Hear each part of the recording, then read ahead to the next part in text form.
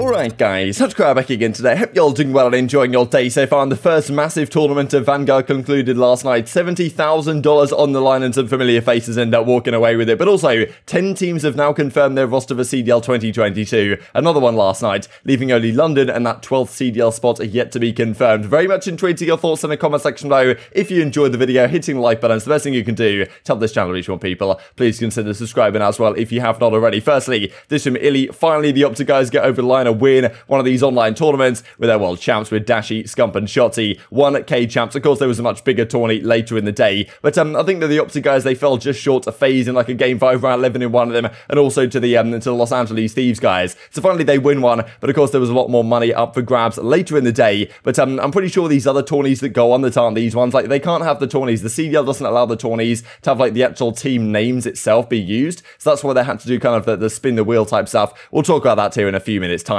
This from Dashy. When are they fixing this bomb glitch, he says? No, we talked about this yesterday, right? The frustrations of some of the pros. Dashy, of course, in this tweet about the issue right now where you can just see when the guy's defusing. It's kind of ridiculous. Thankfully, it seems that Sledgehammer are admitting this actually is a glitch, and they are getting on to fix this. So, as Chrome points out right here, Sledgehammer are aware of the defuse glitch in Surge, and as a fix, well, a fix has been scheduled. When has it been scheduled for? They don't say. But on this Trello right here, which you guys can actually have a look at. So, well, I'll leave a link down below if you guys want to check it out. But you can see right here all the stuff that they've got on their boards, and under multiplayer known issues, you can scroll down and find out, well, this one in particular, defuse, bomb glitch, and search and destroy, and I mean, this is all it says. So fix scheduled, like they did this on the 7th of November, so they've known about this for quite some time. Now, hopefully a fix is coming in an upcoming update, but of course we don't know, we don't have a date or anything, but you know, when this happens, I think obviously it's going to be a good thing for the search and destroy scene, especially if they, well, don't break anything else in the process, which can tend to happen sometimes. This then from the Paris Legion confirming their roster for 2022. Fair play to them for getting this out before London, but there must be something going on with London, right, not to announce, because we've known what the roster is going to be, Afro, Gizmo, Zero, and Nasty for a very long time at this point,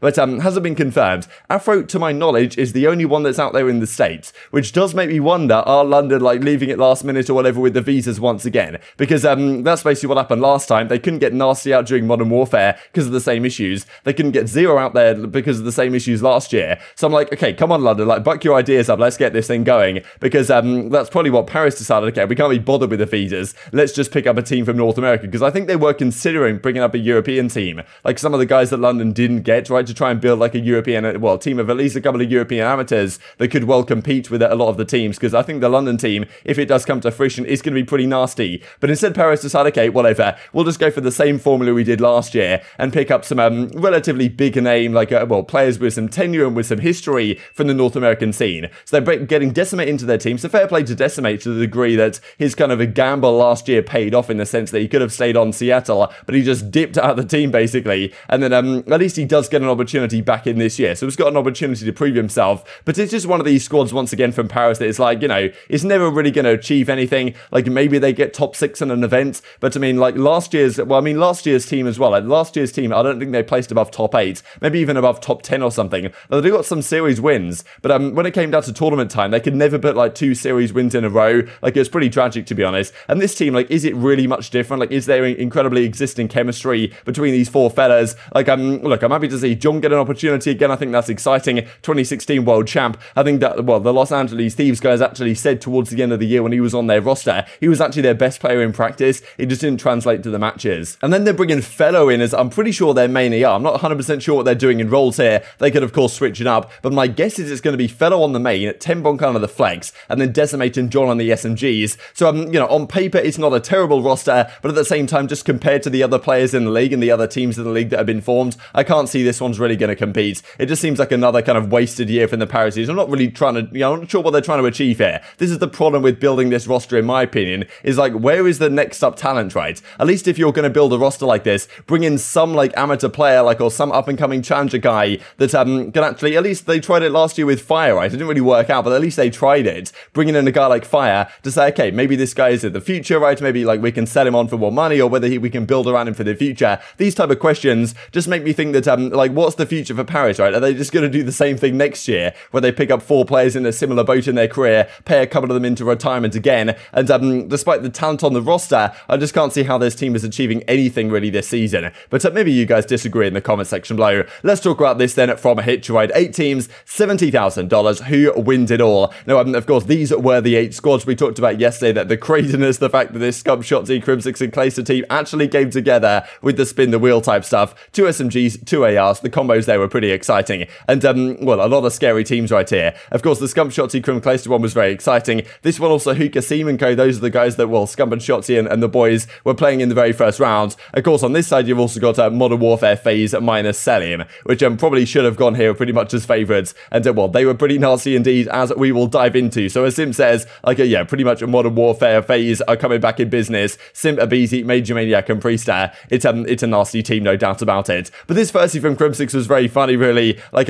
he was having a good time on the timer, as he tends to do. New York plus OpTic's Dumb and Dumber, Boom at TV, $70,000 tournament. I guess Dumb and Dumber, I'm not really sure what he means. Like, is Scump the dumb one? Is it Shotzi the dumber one? It's tough to say which way around exactly it does go. But he then, well, had this as his stream title, so I thought it was entertaining when I tuned in here right at the start. You can see him, New York Subliners plus OpTic Backstabbers, right? So I guess, I think, like, there is some, like, I think, well, Shotzi was talking about it, right? That he has no, like, hard feelings towards Crimsix, but he reckons that Crimsix probably has some hard feelings towards him, because that's just how Crim is as a person, right? If he gets dropped by someone, as it's kind of been the case here in the sense that Scump has effectively come in, and because of Scump's branding and the OpTic branding as it is, and it's not obviously Scump's fault, but OpTic come through and they take the Dallas Empire away from Crimsix and the legacy that Clayster was talking about a couple of days ago, and as a result, Crimsix gets dropped, Shotzi comes through, like OpTic kind of takes, OpTic and Scump kind of take his teammates away from him in that sense. So I kind of see why Crimsix would feel aggrieved here. So he goes out the Backstabbers route, and they had a good time streaming. There was no like the beef harbored or whatever during the stream itself. It was very nostalgic to hear Crimsix and Scump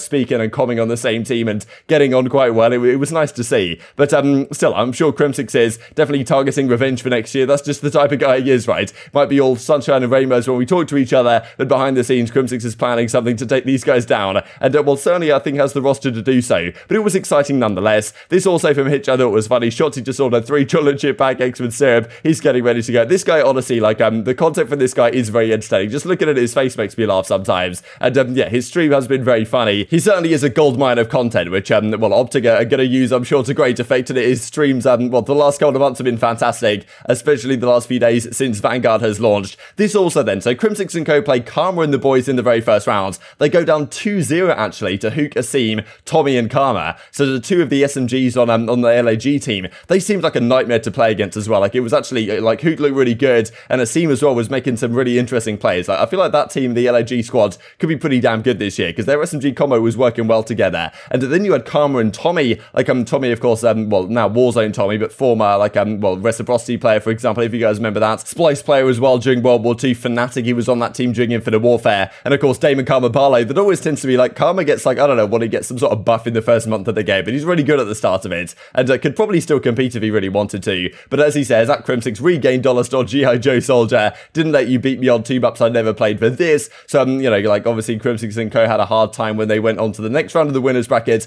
after reverse sweeping Karma and Co in the very first rounds. And watch this, Barlow says, Crim, you watch that Barlow, like, and then they lost another game 5. We'll have a look at the bracket here in just a second. But, well, it's Simp and Co that continue on in it. Duo plays at Simp and aBeZy. Honestly, I tuned into Simp's stream for a little bit last night, and no joke, he might be better at this game than he was at Cold War. Like, this guy is absolutely absurd. He just makes the game look way too easy. Like, he's got the automaton right here, and he's just, Simp and aBeZy just, like, baiting and switching. It's just premium stuff. But even when Simp's got the SMG in hand, like, honestly, the type of stuff this guy does on the map is ridiculous. He even admits it himself. I'm disgusting, says Simp. I think he even said the other day, like, I'm absolutely absurd at this game. I might even be better at this game than I was at the previous one, which is pretty scary when he was the #1 player last year, at least in terms of breaking point, in terms of stats and stuff like this. And I think for the eye test as well, like, it's kind of disgusting. This also from Kronos, he points out detailed caster stats. This is pretty cool to see. You get non-traded kills, you get the highest kill streak, average damage per hill, and kills per hill. So non-traded kills is quite interesting. I guess if you get a kill and then like you don't die or whatever in the next 5 seconds, I don't know what the time frame they use exactly, but something like that. but this was the overall scoreboard. This is from their first round matchup, I'm pretty sure. Simp goes 52 in 28 with 9 assists. I mean, of course, 9 assists, and like 37 of his kills weren't even traded. So he got a kill, didn't get traded out. That is just such a ridiculous number. Pretty much the first map I'm pretty sure he played of this tournament. They also played this same squad in the grand finals later on because it was double elimination.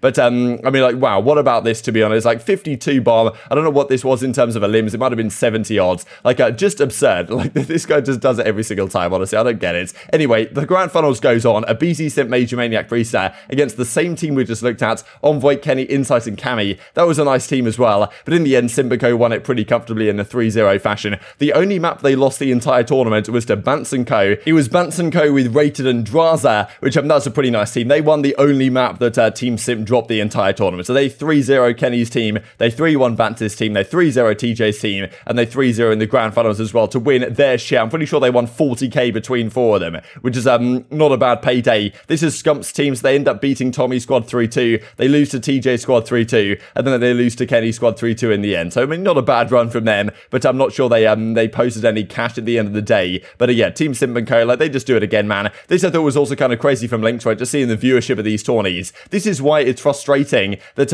like the CDL doesn't start soon, right? What we need is, given that all the momentum that these tourneys have in terms of Twitch viewership, get ranked play dropping next week and start the actual league in mid-December or start of December or something. That would be ideal. Of course, in this case, we don't even have one of the teams even confirmed yet, right? So it's a little bit strange this year, but I would love to see the league start a bit earlier to capitalize on this momentum before like the new Warzone map comes out and everything, and then everyone's playing that and kind of the attention gets drawn away from competitive cards. But hopefully the interest will still be retained when the season does start. We think in January, not really sure though. This also from Tommy, good fight I guess, playing up against Gunless right here, gets absolutely world star by a pistol. Definitely the pistols are kind of interesting in this game. Some people saying maybe they are slightly too strong and need a bit of nerfing, but you know, we'll have to see how that runs. That was kind of a ridiculous kill to be honest if it was 100 HP. But this from Crone, right, these hard points that I was watching last night, absolutely insane. Like, it's chaos on the map to be honest, but it's not quite as chaotic as 5v5 Modern Warfare, so I actually don't mind it at all. I think maybe it could slow down over time depending like if people know what they're doing, maybe some more SGGs come out, I'm not really sure. Like, it is kind of crazy. We're going to get a lot of great kill records this year. Personally, I'm excited about that. Not sure how good it is to play on a competitive level in terms of like consistency and strategy and this type of stuff, but it seems pretty entertaining nonetheless. And just to finish off with this, well, Boom TV, as they point out, a 2v4, but the two are Shotzi and Crimsix, the old duo coming back together quite nicely here to clutch a nice little round, and Crimsix shoots under the truck and gets the final kill as well to get the job done right here nicely against Venom & Co. But very much intrigued to your thoughts on all this stuff in the comment section below. Hope you guys enjoyed the video. If you did enjoy it, hitting the like button tells the YouTube gods this is a good video. It looks like you should see it as well, and I've grown the competitive Call of Duty community. Thank you as always, take care, and I will see you next time.